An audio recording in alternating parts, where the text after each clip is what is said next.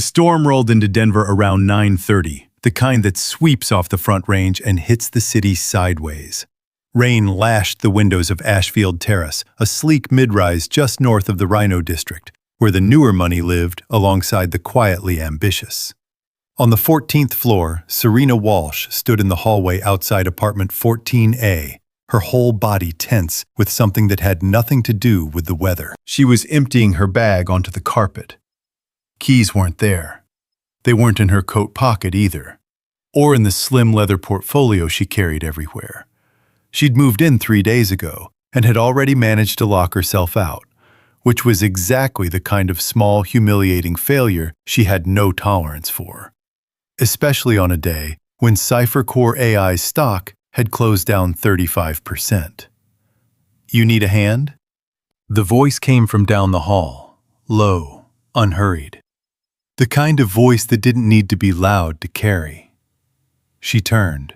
A man stood outside apartment 14C, grocery bags in both arms, a little girl at his side, in rain-damp sneakers and a yellow windbreaker.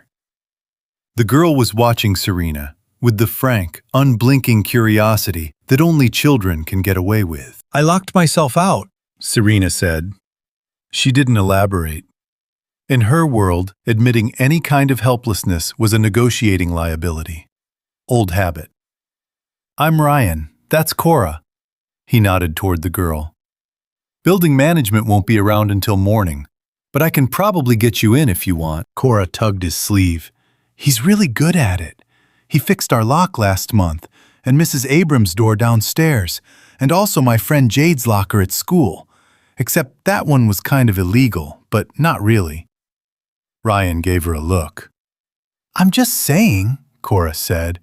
He set the groceries down outside his own door and pulled a small leather roll from his jacket inside a compact multi-tool and a slim set of picks worn smooth from use. Serena watched him work. His hands were steady and methodical. He explained what he was doing to Cora as he went, tension-binding feedback, and the girl listened with genuine focus, head tilted like she was filing it away for later. 12 minutes. The lock gave a clean click. "There you go," Ryan said, standing. "You might want to get a spare cut this week." Their eyes met for just a second. His were an unhurried gray-green, the kind that didn't feel the need to impress. Then he picked up his groceries, gathered his daughter, and disappeared around the corner. Serena stood in her open doorway for a moment before stepping inside. Half-unpacked boxes lined the walls. Her laptop glowed on the kitchen counter, still open to a crisis management thread that had been running since 6 a.m. She couldn't remember the last time someone had helped her, with no angle, no follow-up ask, no business card slipped into the exchange. She wasn't sure what to do with that. She closed the door and went back to work. By 6:15 the next morning, Ryan Holt's apartment smelled like coffee and warm oatmeal, and 9-year-old Cora was at the kitchen table, arranging strawberry slices into what she claimed was a portrait of their cat who had died the previous spring and thus could not defend herself from the comparison. "Do you think she liked the puzzle box?" Cora asked. Ryan looked up from his laptop. "What puzzle box?" "I left one outside her door this morning. The small cedar one. With a note." Cora shrugged as if this were obvious. She seemed stressed. Ryan considered pointing out that leaving handmade items outside a stranger's door was perhaps a bit much for a 3-day acquaintance. Then he considered Cora's face entirely earnest, entirely certain, and decided against it. "I'm sure she'll appreciate it," he said. He turned back to the contract proposal on his screen. Freelance work paid the bills and gave him the schedule he needed: school drop-off at 8, pick up at 3:15, no exceptions. 3 years ago, when Claire died a highway accident outside Colorado Springs, a driver who ran a red light at 60 miles an hour, Ryan, had walked out of his defense contractor position mid-project and never looked back. Some people thought that was a waste. He didn't. The woodworking had started his grief therapy. The puzzle boxes came later, a natural extension of the same instinct: precision, patience. the satisfaction of a thing that opened only when you understood how it worked. He kept them on his shelf, gave them occasionally to people who seemed like they needed to figure something out. He hadn't expected to give one to a neighbor he'd known for less than a day. But Cora had her mother's instincts about people, and he'd learned to trust those. Across the hall in 14A, Serena Walsh was already 40 minutes into her second call of the morning. The small cedar box sat on her kitchen counter, the note beside it in rounded child's handwriting. "Welcome to the building. This opens if you find the secret. Cora and Dad." She'd turned it over in her hands before the call started. No obvious seam, no hinge she could see. She hadn't found the opening yet. Cipher Core AI was 7 years old and in the worst shape of its life. A targeted breach had exposed a flaw in their flagship encryption layer, the very product that had made Serena's reputation. Financial press that had once called her a trailblazer was now running headlines like "Young CEO Under Fire" and "Cipher Core's cracks start at the top." She was 32 years old and had built the company from a server room in her parents' garage in Boston, funded on her mother's savings and her own relentlessness. She had moved to Denver to get distance from the Chicago scrutiny. Fresh city, quieter pace, fewer cameras outside her coffee shop. Strategic, not sentimental. 2 days later, she sat in Cipher Core's 6th-floor conference room with Jenna Caldwell, her head of HR.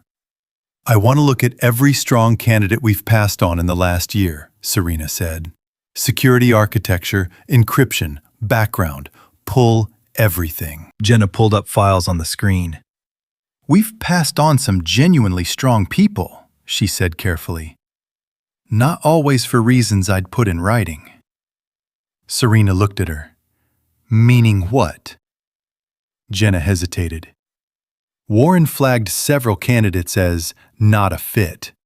His exact language varied, but there were patterns. She scrolled to a profile and paused. This one, for example. The name on the screen was Ryan Holt. Serena looked at the headshot, clean-shaven in the photo, hair neatly combed, the kind of professional image that barely resembled the man she'd met in the hallway 3 nights ago. But it was him. She read the file. NSA Cryptography Division civilian contractor, led the team at Stonegate Systems that developed the Shield Key protocol, the encryption architecture that Cipher Core had licensed and built its entire product on. He'd gone independent 3 years ago, selective freelance work since then, remote only, nothing full-time. "Why did Warren pass?" she asked. Jenna folded her hands on the table. His note said Ryan lacked commitment, that the role required full availability. Then he added, she read from the screen, "Single-parent school-age child, not a realistic fit for our pace." Serena was quiet for a moment. "He said that?" "I flagged it. Warren said it was about scheduling, not parenthood. I didn't feel I had enough to push further." Jenna looked uncomfortable. "I should have pushed further." Serena stared at Ryan Holt's profile. The man who had helped her into her apartment with no agenda, whose daughter had left a handmade puzzle box at her door, had built the very cryptographic foundation Cipher Core was built on. And her own CRO had locked him out with a comment that wouldn't survive 30 seconds in an HR review. She closed the laptop. That afternoon, she took a rideshare to West Colfax. The Amber Press was the kind of place that smelled like dark roast and ambition, local art on exposed brick walls, long communal tables, a wall of windows that caught the afternoon light. Serena had found Ryan's location from a mention in an old tech forum post. She wasn't proud of the research, but she'd done it anyway. He was at a corner table, 3 windows open on his laptop, a half-eaten piece of almond coffee cake pushed to the side. He looked up when she approached, and something flickered across his face. Recognition, then a careful stillness. "The neighbor," he said. "Serena Walsh." She gestured to the empty chair. "Do you mind?" "Go ahead." She sat. She'd ordered nothing she didn't plan to stay long. "I wanted to thank you properly for the other night. And I wanted to be straightforward with you about something. Ryan closed one of his laptop screens. All right. I'm the CEO of CipherCore AI. She watched his face. The reaction was subtle, a small adjustment, a stillness that meant he'd already done the math. You applied with us 10 months ago. We rejected you. And we shouldn't have. Ryan was quiet for a moment. The rejection wasn't a surprise. The role they described would have had me in a glass office at 7 a.m. 6 days a week. That doesn't work for my life. The role was described badly, Serena said. And the reason you were passed on had nothing to do with your qualifications. It had everything to do with a comment that never should have been made. He looked at her steadily. What are you asking me, Serena? She liked that he used her name. No title, no formality, just her name. I'm asking if you'd consider a consulting arrangement. Remote first, flexible hours, reporting directly to me. Focused on our security architecture after the breach. She leaned forward slightly. You built the Shield Key protocol. Our entire platform runs on it. If anyone knows where the vulnerabilities are, it's you. Ryan picked up his coffee, took a slow sip. That's a solid argument. I thought so. What about the existing security team? They're not going to love a consultant parachuting in with access to their codebase. I'll manage that. And if I find things your team doesn't want found, I expect you to. He looked at her for a long moment. There was no performance in him, no salesmanship, no effort to impress. She found it genuinely disorienting. I need to talk it over with Cora, he said finally. She gets a vote on anything that changes our schedule. That seems like the right policy. He almost smiled. Give me a couple days. They talked for another hour about encryption drift, about the particular challenges of securing AI processed data, about why most security teams optimized for compliance checkboxes instead of actual threat modeling. He had a way of speaking about technology that was precise without being cold.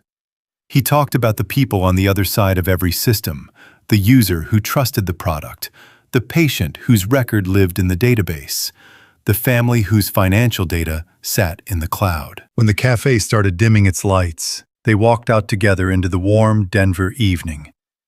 Neither of them mentioned the puzzle box, but Serena was aware she still hadn't figured out how it opened. If you enjoy stories like this one, drop a comment. It helps more than you know. 3 weeks later, Ryan's consulting work was running quietly and effectively. He'd set up a clean workstation in his spare bedroom with a hardened remote connection to CipherCore's systems. Cora's artwork covered the wall above his monitor, a galaxy map, a diagram of a honeybee, and a recent addition, a drawing of what appeared to be a building with a rainbow over it labeled Our House in purple marker. The first all-hands he attended virtually surfaced something Serena had warned him about. Warren Finch, CipherCore's chief revenue officer. All tailored suit and considered charm, ran his camera feed from a corner office that looked like it had been designed for a magazine shoot. His opening question landed like a calculated stone in still water.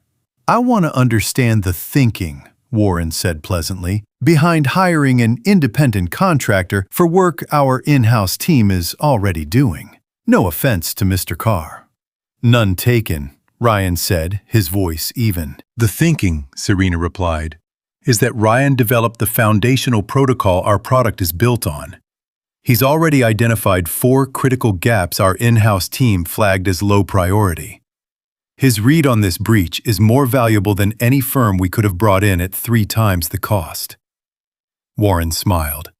He had the smile of a man who was always thinking 3 moves ahead and assumed others weren't. Of course. Just want the board to feel confident in our process. The meeting moved on. Ryan said nothing about the exchange. That evening, his doorbell rang. Serena stood in the hallway with a paper bag from a Thai place on Broadway. Peace offering, she said. Warren was out of line. Warren was testing a theory, Ryan corrected, stepping aside to let her in. He wanted to see if I'd react. Did he find out anything useful? He found out I don't react. Cora appeared from down the hall, took in the situation, and pivoted immediately to the food bag. Is that the lemongrass place, Dad? She brought the lemongrass place. What was supposed to be a quick drop-off turned into the better part of an evening. Cora showed Serena the puzzle box she'd been carving from a block of maple. Her third one, she explained, with the confidence of an established craftsperson. She walked Serena through the hidden panel logic while Ryan cleaned up after dinner. The trick is, Cora said, holding up a small cedar cube, you can't just push. You have to sort of listen to it. Listen to a box? Serena repeated. You'll understand when you get it open. Cora looked at her directly. You haven't opened yours yet, have you? I haven't.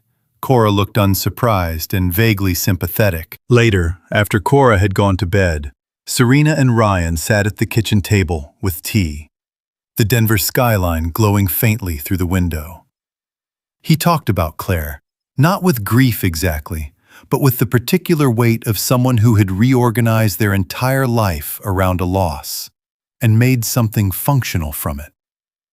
Serena talked about her parents, her mother's 5:30 alarm for the first of 2 jobs, the way they'd watched her MIT acceptance email load on a shared family computer in the kitchen because they couldn't afford a printer. Is that why you built CipherCore around data privacy? Ryan asked. Your parents' information, people like them. People who'd never think twice about handing over their data because no one's ever made them feel like it mattered. She nodded. The breach wasn't just a technical embarrassment. It felt like a betrayal of the whole reason I started the company. Ryan turned his tea mug slowly in his hands. Security is a moving conversation, not a destination. The most honest thing you can tell a user is, we take this seriously, and we'll never stop. That's exactly what the board doesn't want me to say. I know. He met her eyes. Say it anyway. She left an hour later, stopping in the doorway. The puzzle box, she said. Is there a hint? 3 panels, he said.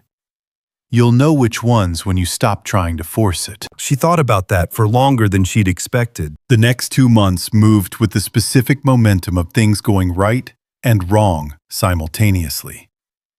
Ryan's work inside CipherCore's architecture was producing results.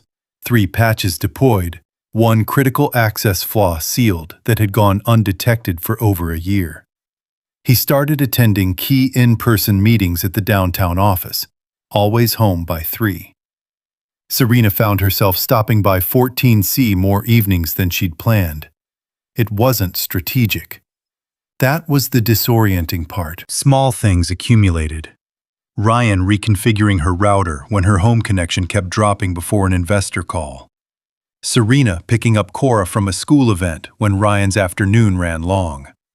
Impromptu dinners where the conversation moved from encryption standards to education policy, while Cora drew elaborate diagrams of machines she intended to build someday. For Thanksgiving, Serena didn't fly home to Boston. She told her mother she was staying in Denver for work, she said, and spent the afternoon in Ryan's kitchen learning to make her mother's recipe for clam chowder, the 2 of them navigating a small space with increasing ease, while Cora presided over quality control with great seriousness. At CipherCore, the mood was shifting. The security patch Ryan had led was deployed cleanly. Customer trust metrics, which had cratered after the breach, were climbing. The stock had recovered 18 points from its low. Not everyone was satisfied with the trajectory. In early December, Warren Finch requested a private meeting with Serena. He arrived with a folder and a carefully calibrated expression of concern. The board is watching the optics around your consultant, he said. He'd stopped pretending the objection was professional. You're bringing him into the office. You're seen with him outside of it. There are people asking questions about your judgment. What people? Warren opened the folder. A few major shareholders, the kind who get nervous when a CEO's personal life starts intersecting with company decisions. My personal life? Serena said flatly. I want to protect you. He said it with the ease of someone who'd rehearsed sincerity. You've built something real here. Don't let a distraction jeopardize that. Ryan Holt's work is responsible for our best quarter since the breach. Numbers can be framed many ways. Serena looked at him for a long moment. Is there anything substantive in that folder, Warren, or did you bring it for the atmosphere? He left without answering. What neither of them knew was that while that conversation was happening, Cora Carr was sitting in the school nurse's office at Cherry Creek Elementary with a temperature of 102.4. The school secretary working through her emergency contact list. Ryan's phone was silenced for a rare in-person client session across town. The calls rolled to voicemail. By the time Ryan checked his messages an hour later, Cora had been waiting 40 minutes. He called Serena without thinking about it. She was already putting on her coat before the sentence was finished. She got to the school in 17 minutes.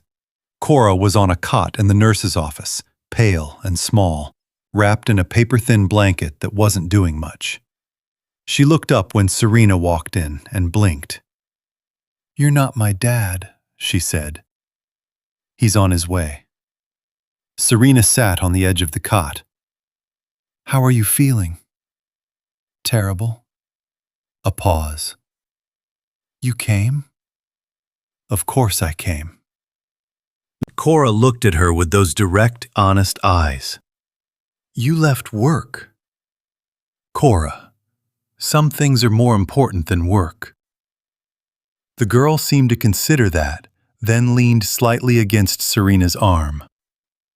"Okay," she said, as if some internal calculation had resolved. By the time Ryan arrived, breathless and apologetic, Serena had already gotten Cora home, settled her on the couch with her favorite blanket, and was in the kitchen making the soup she'd learned to cook in Beth Holt's handwritten recipe card, which Ryan kept in a folder under the cutting board. He stood in the kitchen doorway and looked at the two of them.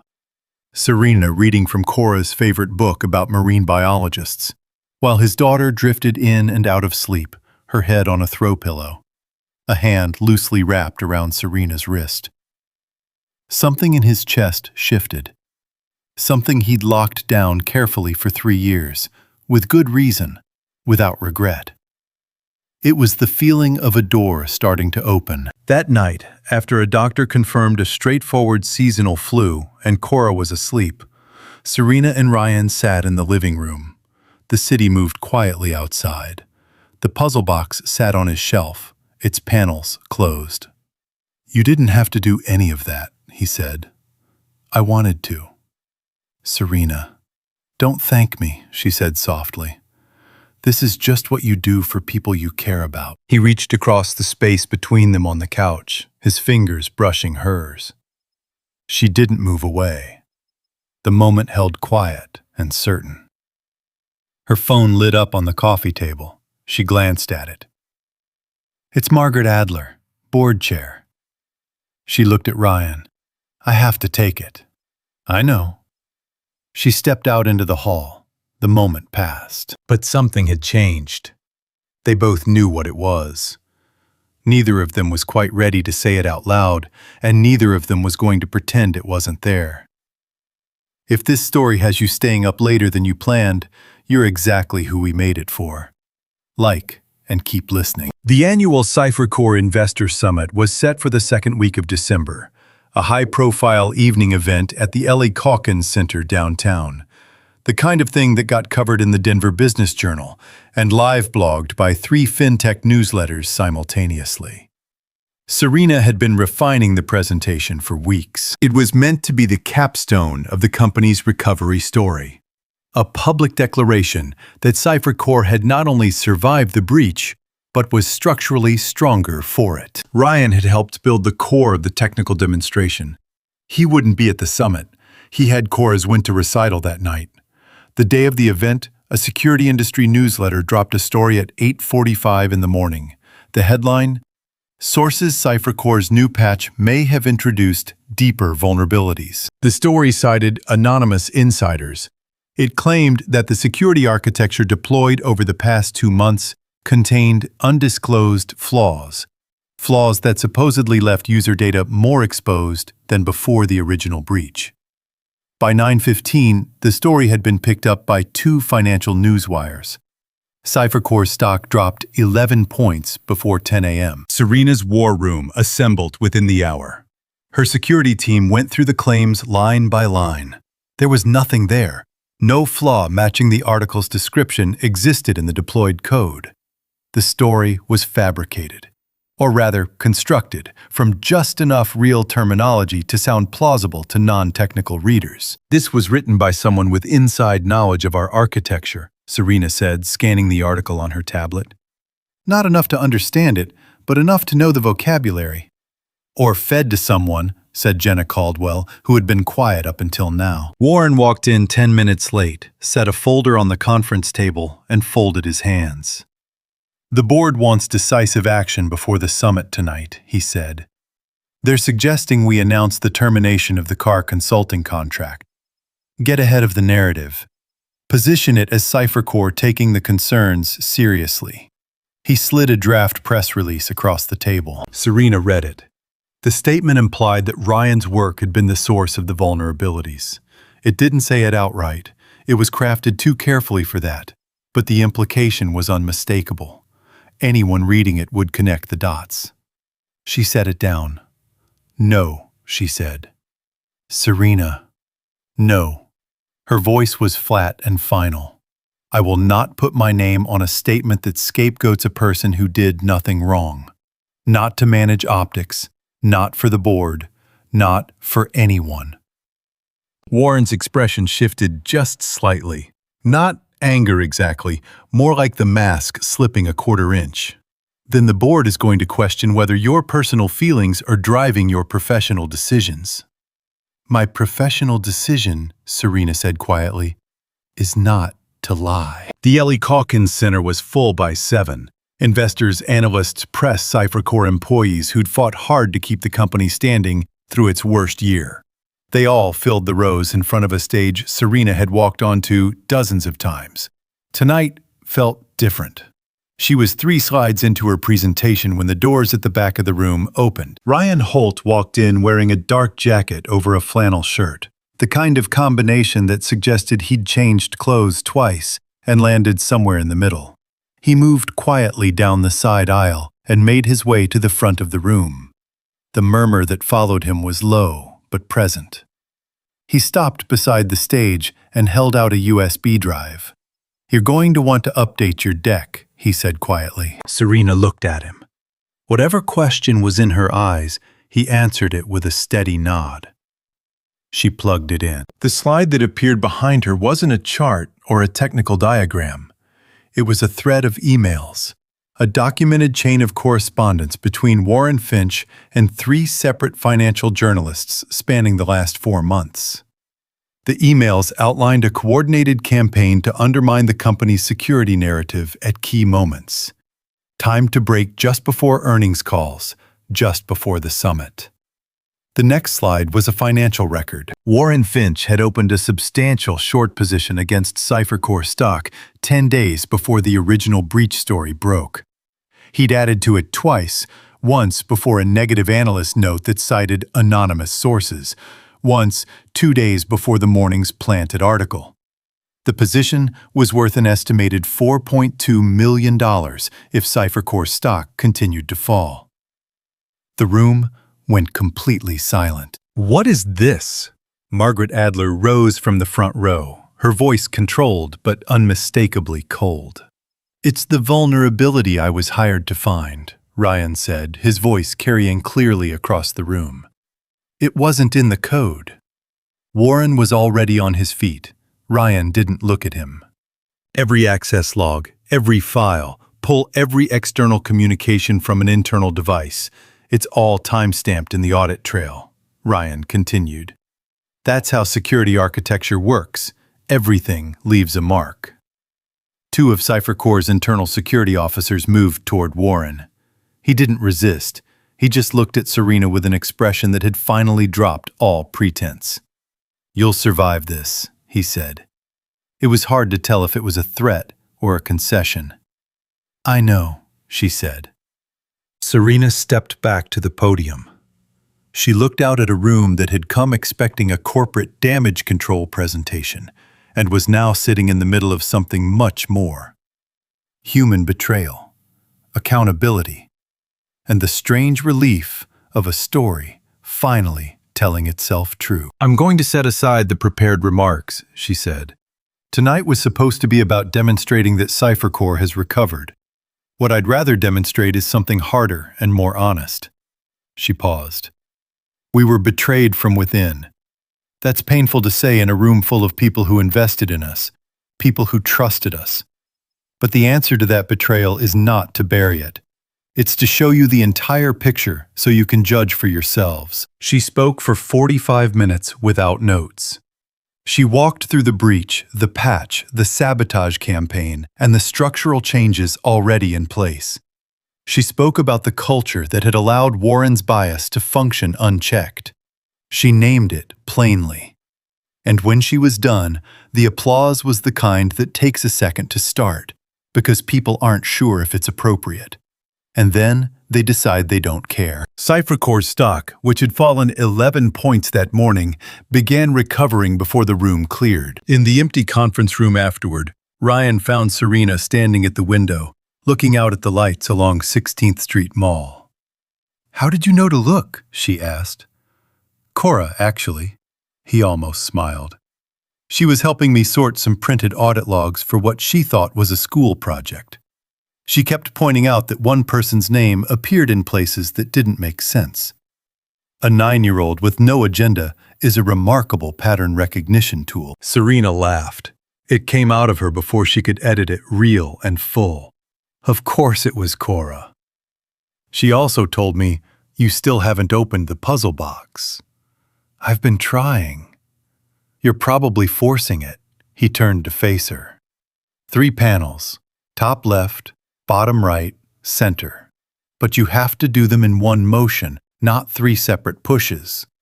You have to trust that the next one will give. She looked at him. The thing that had been building between them for months was right there in the room, clear as a frequency, finally coming in clean. "Ryan," she said quietly, "I have spent 12 years in rooms where I had to earn everything I had twice over, where every decision I made was scrutinized harder than it would have been if I'd come from the right family, gone to the right school, grown up with the right zip code." She stepped toward him. "With you, I don't perform.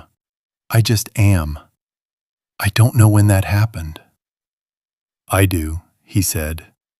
"It was the night with the soup." She reached for his hand, the same hand that had steady-mindedly picked a lock in a hallway on a rainy night, that had carved a cedar box with a hidden opening, that had shown up uninvited to a boardroom to protect her with evidence instead of promises. "I've been careful," he said, "since Claire. With good reason. Cora needed stability. I needed to be sure." He looked at her steadily. "I'm sure." The kiss was unhurried, the kind that doesn't need to prove anything. When they stepped apart, both of them were quiet for a moment, holding the weight of everything that had led to that minute. "So," Serena said. "So," Ryan agreed. "What happens now?" He picked up the small cedar puzzle box she hadn't noticed sitting on the corner of the conference table. He'd brought it, apparently. He placed it in her hands. "Try it," he said. "Top left, bottom right, center. One motion." She pressed the panels in sequence, smooth and certain. The box opened. Spring came to Denver early that year, the crabapple trees blooming by mid-March. 4 months after the investor summit, Cypher Core AI was in the steadiest shape of its 7-year life. Serena had restructured the executive team. Jenna Caldwell had been elevated to Chief People Officer. A new hire policy went into effect that required documented, skills-based reasoning for every pass on a candidate. The first person hired under it was a single mother from Dallas who'd been rejected twice under the previous process. Ryan accepted the position of Chief Technology Officer on terms he'd written himself, a contract that protected his schedule around Cora, with a home office option and a hard stop at 3:15. He'd told Serena he needed to believe in the vision before he'd accept a title. She'd walked him through the vision over 2 evenings and a long Saturday hike on the Cherry Creek Trail, while Cora collected interesting rocks. He believed in it. CipherCore opened a second office, a converted workshop space in East Denver, 20 minutes from Ashfield Terrace. Serena had made the argument to the board, talent wasn't concentrated on one side of the city, and neither should the company be. Overhead dropped, employee satisfaction went up. A reporter called it Denver's most interesting workplace. Serena thought that was a little dramatic. Ryan thought it was accurate. Cora started a logic and design club at her school, with tools and materials funded through CipherCore's community program. 8 kids, mostly girls, meeting every Thursday to build things that locked and unlocked by mechanisms they invented themselves. Cora ran it with the firm hand of someone who had been practicing authority since she was old enough to talk. On a warm April evening, Serena stood backstage at the Colorado Women in Tech Symposium, a regional conference that had grown year by year into something that actually mattered. She'd been invited to give the closing keynote, not as a crisis survivor, but as a case study in rebuilding something better than what broke. Nervous? Ryan appeared at her elbow with a cup of tea exactly as she liked it. A little. Good. He handed her the cup. Means it matters to you. From a seat in the second row, Cora waved with the enthusiasm of a person who had no concept of playing it cool. She was wearing a CipherCore t-shirt she'd customized with fabric paint and a small carved wooden panel she'd sewn onto the pocket, a puzzle piece open. Serena waved back. She walked to the stage and looked out at the room, engineers and founders and students and investors, and people who'd driven 3 hours to be in a room where someone was going to say something true. She set her notes down. 7 months ago, she said, I stood in a hallway outside my apartment door at 11 o'clock at night in the rain, locked out of my own home after the worst week of my professional life. She paused. A man and his daughter helped me get in. No agenda, no ask, just help. The room was quiet in the way rooms get when they recognize something real. I built CipherCore on a promise that the data people trust us with is worth protecting. When we failed to keep that promise, my first instinct was to manage the story, control the narrative, minimize the damage. She looked down for a moment. That instinct was wrong. If you're still with us, right here, we see you. Subscribe, because this is where the story earns everything. What I learned from a 9-year-old with a puzzle box and a man who thinks about security the way most people think about breathing is that protection is not about building walls high enough. It's about being honest about where the gaps are. It's about trusting the people who tell you things you don't want to hear. She looked at Ryan in the second row. It's about knowing the difference between someone who's testing your defenses and someone who's genuinely trying to help you. She talked for 40 minutes about what CipherCore had gotten wrong and what it was building toward, about what it cost a company to hire by comfort instead of capability, about what it cost a person to perform competence instead of living it, about the particular loneliness of being the first woman, the first founder from a working-class background, the first to say the quiet part out loud, in a room that hadn't been designed with you in mind. The applause when she finished was long. The only moment that mattered was Cora's thumbs up from the second row. They walked home through the warm spring night, the 3 of them taking the long route through the neighborhood instead of catching a ride. Denver smelled like pine and warm earth and someone's barbecue running late. The streets were quiet in the good way. When they reached Ashfield Terrace, they stood in the lobby for a moment, the same building where this had all started on a different kind of rainy night. Cora yawned theatrically. I'm actually really tired, she announced. I believe you, Ryan said. But if there was ice cream, there is not ice cream. She looked at Serena. Don't look at me, Serena said. He makes the rules. Cora accepted this with the dignity of someone who had played the game and lost fairly. She hugged Serena around the middle, the kind of hug that doesn't ask permission, and then headed for the elevator. Ryan lingered. The lobby was quiet around them. Somewhere above, an elevator dinged. "You did good tonight," he said. "We did good." She leaned against the wall, looking at him. "Do you know what I kept thinking about while I was up there?" "The puzzle box." She smiled. "The puzzle box. How long I spent trying to force it. 3 panels, 1 motion. Trust the sequence." She shook her head. "I've been running a company for 7 years, and I had to learn that from a piece of cedar." "And a 9-year-old. Mostly a 9-year-old. She took his hand. "I moved to Denver thinking I was retreating, starting over from behind. But that's not what this was." "No," he agreed. "This was the thing that happens when you stop fighting the lock." She looked at the elevator, then back at him. "Some doors don't open because you need more force. They open because you finally figure out the right sequence."